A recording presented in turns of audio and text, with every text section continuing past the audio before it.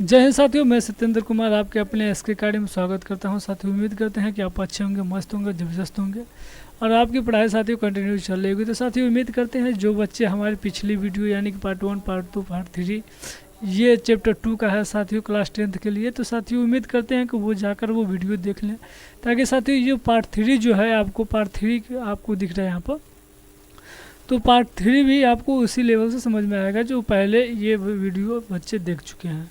तो साथियों, हम समय विलम्ब नहीं करते हुए चलते हैं अपने सीधे टॉपिक पर जाते हैं। साथियों, क्या है सबसे पहले कि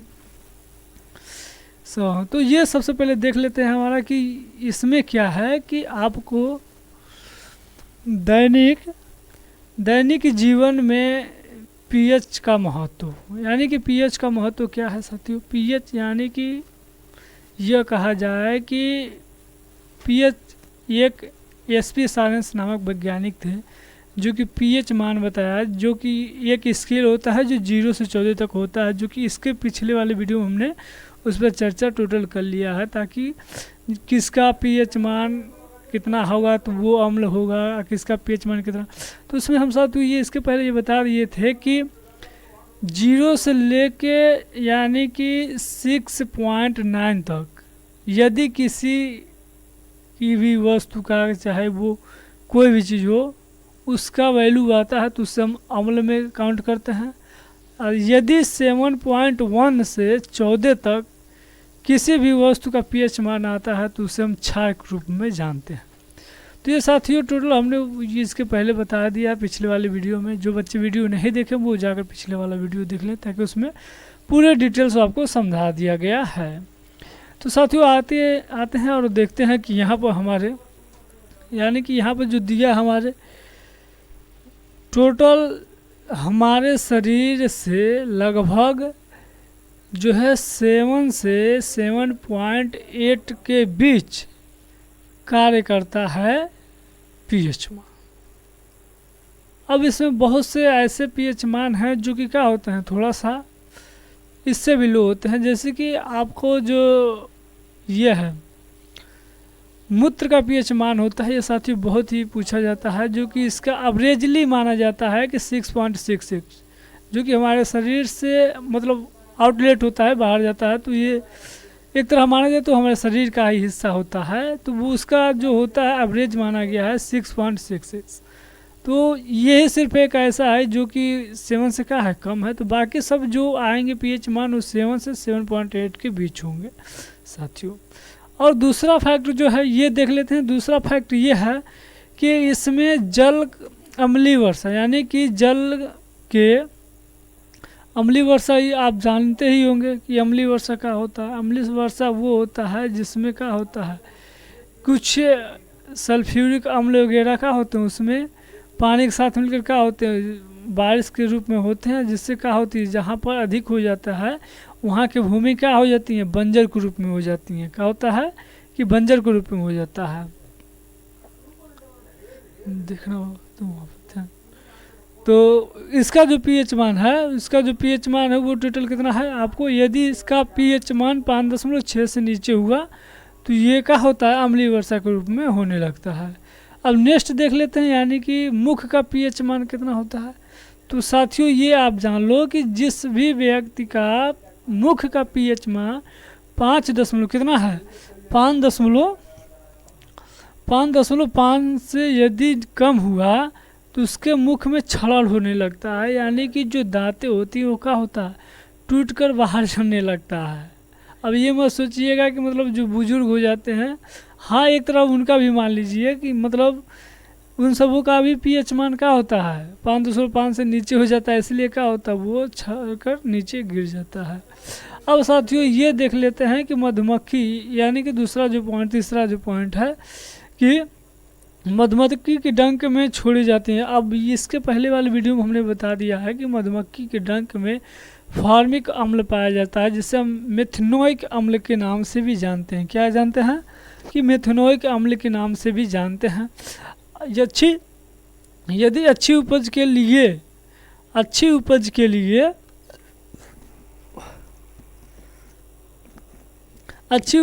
लिए पौधों को एक विशिष्ट प्रकार की क्या किया जाता है, आवश्यक पीएच मान की आवश्यकता होती है, जो कि अच्छी उपज होता है। अब साथियों क्या होता है कि अब इसके आगे हम देख लेते हैं कि इसके आगे वाले में क्या कंडीशन है। तो इसके आगे वाले में क्या कंडीशन है ये हम देख लेते हैं।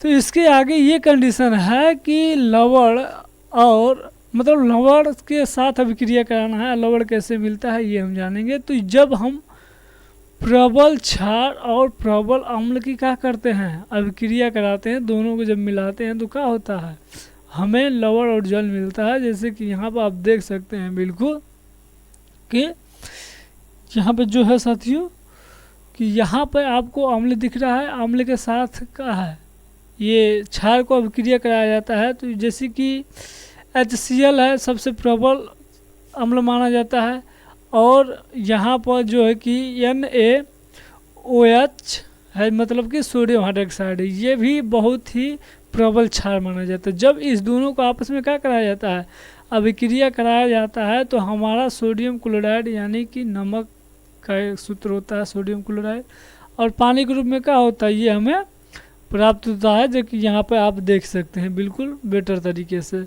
अब साथियों हम ये देखते हैं कि लवण से रासायनिक का निर्माण कैसे होता है, यानी कि रासायनिक निर्माण कैसे होता है अब ये देख लेते हैं। यानी कि इसमें ये दिया है, जैसे कि यहाँ पे दे दिया है आपको, यहाँ पर साथियों आपको दे दिया है कि सोडियम क्लोराइड सोडियम हाइड्रोक्साइड है, सोडियम हाइड्रोक्साइड के बाद जैसे ब्रेंजक चूड़ है, ब्रेंजक चूड़ के बाद बेकिंग सोडा है, बेकिंग सोडा के बाद धावन सोडा है, धावन सोडा के बाद का प्लास्टर ऑफ पेरिस है। यानी कि ये टोटल हमें पढ़ना है साथियों। तो अब हम एक एक करके इसमें क्या करते हैं, पढ़ लेते हैं कि कौन किस में आता है।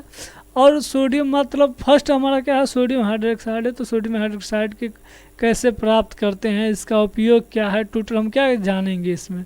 तो देख लेते हैं साथियों, इसमें ये कंडीशन है कि सोडियम हाइड्रोक्साइड हाइड्रोसाइड में मतलब इसका फार्मूला सबसे पहले आपको देख लीजिए यहाँ पर कि फार्मूला आपको यहाँ पे ये है कि ये जो फार्मूला है, फार्मूला आपको NaOH मतलब सोडियम हाइड्रोक्साइड। अब सोडियम हाइड्रोक्साइड यहाँ से निर्मित है कि निर्मित क्या है, सोडियम क्लोराइड के यहाँ पर क्या कह रहा है देखिए साथियों, यानी कि सोडियम क्लोराइड के लिए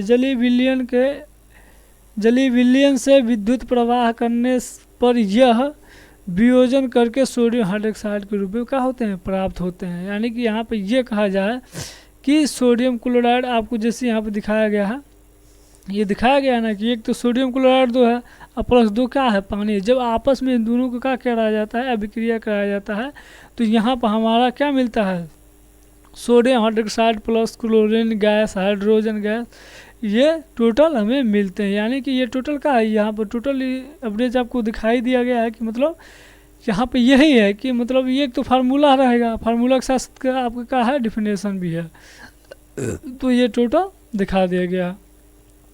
अब यहाँ पर आपको ये बताया गया है कि मतलब ये बताया गया है कि ये क्या है सो। तो यहाँ पे आपको हम बता दें कि क्या हुआ,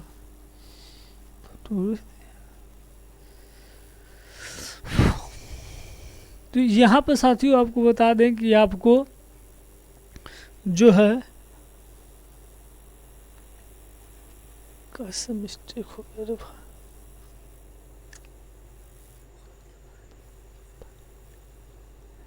तो यहाँ पे साथियों हम देख लेते हैं कि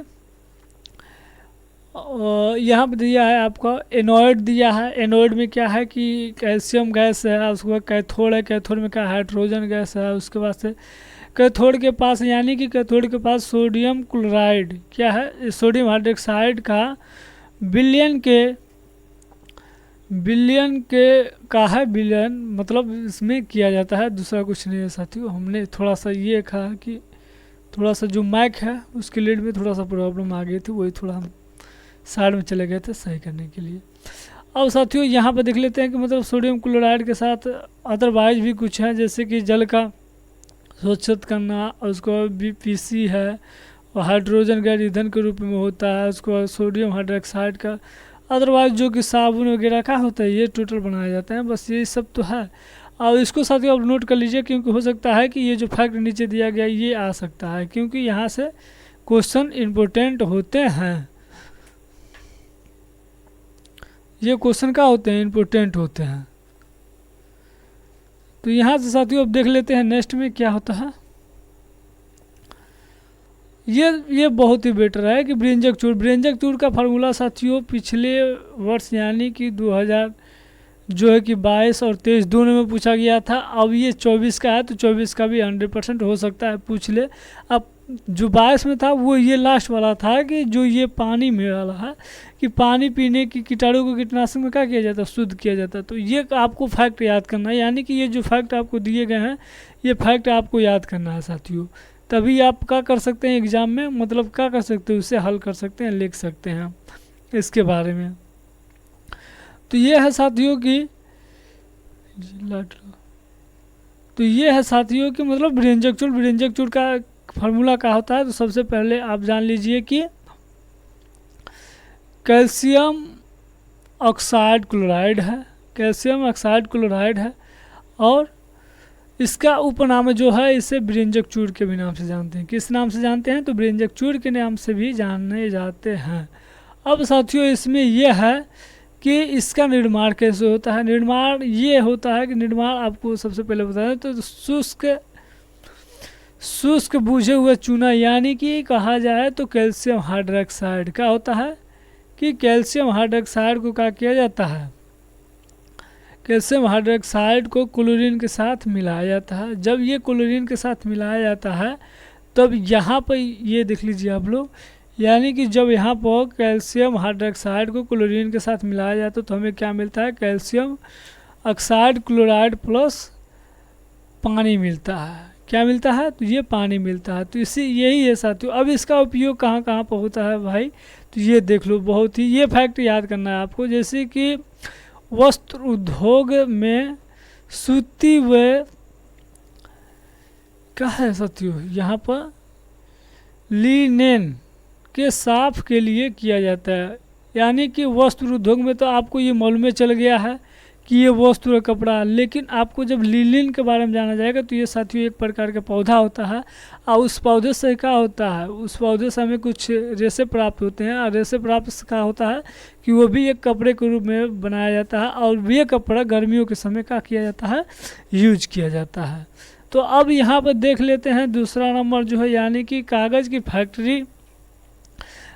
की फैक्ट्री में लकड़ी के मज्जे के रूप में क्या होता है, ये भी प्रयोग होता है। अब लकड़ी का मज्जा क्या होता है, यानी कि आप अस्थि मंजा जानते हो, अस्थि मंजा क्या होता है, ये हमारे जो शरीर में हड्डी पाया जाता है, अस्थि मज्जा इस हड्डी में पाया जाता है। तो उसी प्रकार से जब ये लकड़ी का जो होता है उसके अंदर भी मज्जा पाया जाता है, ठीक है ना। तो यही होता है मज्जा।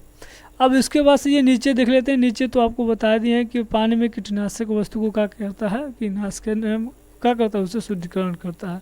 अब साथियों इसके आगे हम देख लेते हैं क्या है, आगे हम देख लेते हैं। तो आगे जो है, आगे कुछ इस प्रकार से है कि धावन का सोडा है, सॉरी साथियों, धोने का सोडा फिर धावन का सोडा दोनों बराबर होता है।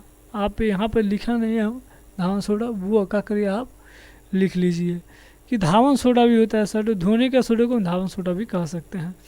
तो इस धावन सोडा का जो सूत्र है Na2CO3 × 10H2O, यानी कि यहाँ पर जो आपको दिया गया है ये टोटल स्पष्ट रूप से लिख दिया गया है ताकि ये आपको क्या करना है, याद करना है। यानी कि जो बच्चे याद नहीं करते हैं तो वो जान लीजिए कि 1-2 नंबर आपका कम ही होगा।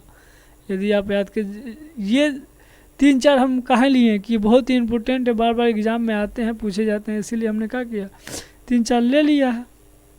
तो ये आपको 3-4 कम ही है और इससे क्या करना है, आपको बेटर तरीके से याद करना है। तो अब साथियों यहाँ पर आ जाते हैं कि सोडियम कार्बोनेट के पुनः क्रिस्टलीकरण से धोने का सोडा प्राप्त होता है। क्रिस्टलीकरण से धोने का सोडा प्राप्त होता है मतलब कि इसको मिलाने पर एक प्रकार का किया जाए, जब मिलाया जाए तो एक प्रकार धोया ही जाता है। तो उसी से हमें क्या होता है, ये प्राप्त हो। जैसे यहाँ पर देख लीजिए, यहाँ पर जो दिया है कि यहाँ पर Na2CO3 + 10H2O, यानी कि इसमें अणुओं की संख्या कितनी है, 10 है। तो ये आपको याद रखना है क्योंकि ये बार बार एग्जाम में पूछा जाता है कि सोडियम कार्बोनेट में पानी के अणुओं की संख्या कितनी होती है? क्या पूछता है, पानी की अणुओं की संख्या कितनी होती है? तो 10 होती है, इसे आप याद रखिएगा।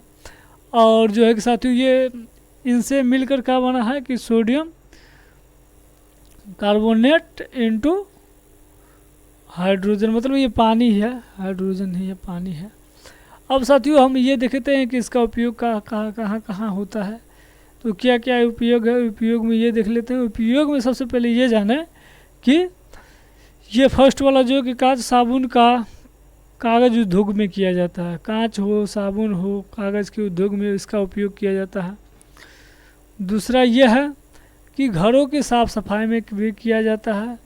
जल के कठोरता, ये बहुत इम्पोर्टेंट है। ये लाइन जो लास्ट वाली जो लाइन है ये बहुत ही इम्पोर्टेंट है। इम्पोर्टेंट इसलिए है क्योंकि जल की कठोरता में इसका उपयोग किया जाता है। किसका किया जाता है? तो धोने का सोडा। और साथियों यहाँ पर देख लेते हैं कि इसके आगे क्या है। देख लेते हैं साथियों कि इसके आगे क्या है। अब यहाँ पे ये है कि प्लास्टर ऑफ पेरिस यानी कि पीयूपी। ये हम कह सकते हैं कि पीयूपी कैसे मिलता है, प्लास्टर ऑफ पेरिस होता क्या है। तो सिंपल सी भाषा में आपको हम बता दें कि घरों की जो बिरला पुट्टी होती है वो भी एक प्रकार के पीओपी ही होती है, ठीक है ना। और इसका उपयोग सर्वाधिक रूप में होता है, लेकिन कुछ ऐसे कंडीशन आ जाते हैं, क्या होता है कि हम जान नहीं पाते हैं कि ये क्या चीज़ है, लेकिन जब उसके बारे में हम पढ़ेंगे तो क्या होगा, टोटल जानकारी हो जाता है। तो अब साथियों इसमें हम ये देखेंगे कि प्लास्टर ऑफ पेरिस हमें प्राप्त कैसे होता है, कैसे ये बनता है, टोटल हम इसके बारे में जानेंगे। तो जिप्सन को, अब जिप्सन का है तो जिप्सन का एक फार्मूला होता है जो कि यहाँ पर आपको बता दिया गया है कि कैल्शियम सल्फेट हाइड्रेट होता है। तो लेकिन यहाँ पर एक कैल्शियम सल्फेट हाइड्रेट और दूसरा जो होता है कैल्शियम सल्फेट हेमीहाइड्रेट होता है। तो आपको ये जानना कि हाइड्रेट कौन है, हेमीहाइड्रेट कौन है। तो जब जिप्सन को 200 मतलब कि 373 केल्विन या 100 डिग्री सेल्सियस पर क्या करने पर गर्म किया जाता है, तो उसमें जल के जो अणु होते हैं क्या होते हैं, वो त्याग कर देते हैं। जब वो त्याग कर देते हैं तो हमें कैल्शियम सल्फेट अर्ध हाइड्रेट बनता है। मतलब कि वहाँ हाइड्रेट का मतलब कि यह है कि वहाँ पर क्या है कि आपको पीओपी बनता है। अब इसका उपयोग यहाँ पर सूत्र जो है साथियों, कि ये सूत्र जो स्पष्ट रूप से लिखा गया है, आप इसे क्या करिएगा, इसे नोट कर लीजिएगा, क्योंकि ये फार्मूला ही क्या होता है, ये पूछता है। अब इसका उपयोग क्या है, तो सबसे पहले ये जान लीजिए कि यदि किसी भी व्यक्ति या अदरवाइज किसी भी मनुष्य की क्या होती है, हड्डी टूट जाती है, तो उसे क्या किया जाता है, प्लास्टर के रूप में क्या किया जाता है, तो इसका उपयोग किया जाता है। दूसरा ये है कि खिलौने तथा सजावट के सामान बनाने में किया जाता है। खिलौने और सजावट के सामान जैसे कि ये मूर्ति वगैरह लेके नहीं बेचते हैं सब गांव में, ये वाइट के जैसे होते हैं, तो वो भी पीओपी का ही होता है, ये भी एक है। दीवारों की सफाई, मतलब अभी आपको बता दिए, पहले ही बता दिए कि ये इसमें किया जाता है। अब इसके साथियों आगे देख लेते हैं कि इसके आगे क्या है। अब इसके आगे है ये क्रिस्टलन का जल, मतलब क्रिस्टलन का जल है, जल के बारे में ये हमें जानना है। क्रिस्टलन क्या होता है, ये कैसे कार्य करता है, तो ये जो लिखा है तो साथियों ये आपको बता दें कि लवण के एक सूत्र इकाई में जल के निश्चित अणुओं की संख्या को क्रिस्टलन का जल कहा जाता है। मतलब कि आपको ये बता दें, जैसे धावन सोडा में आपको बताए थे जल के कितने अणु होते हैं, 10 होते हैं, तो वहाँ पर निश्चित है, तो वहाँ पर ये कहता है कि वहाँ पर क्रिस्टलन का जल है। क्या है, क्रिस्टल। यहाँ पर देखिए, यहाँ पर बोल दिया है कि ये क्या है, निश्चित जल हो, मतलब कि ये जो जल के निश्चित अणु हो, यही है हमारा क्या, क्रिस्टलन। तो साथियों ये होता है। इसी के साथ हमारा सेशन यहीं पर समाप्त। तो बस आज के लिए इतना है साथियों।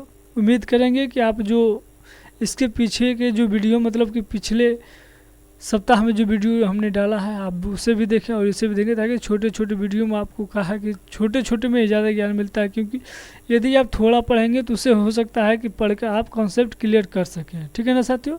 तो बस आज के लिए इतना ही। जय हिंद, जय भारत, जय मां सरस्वती।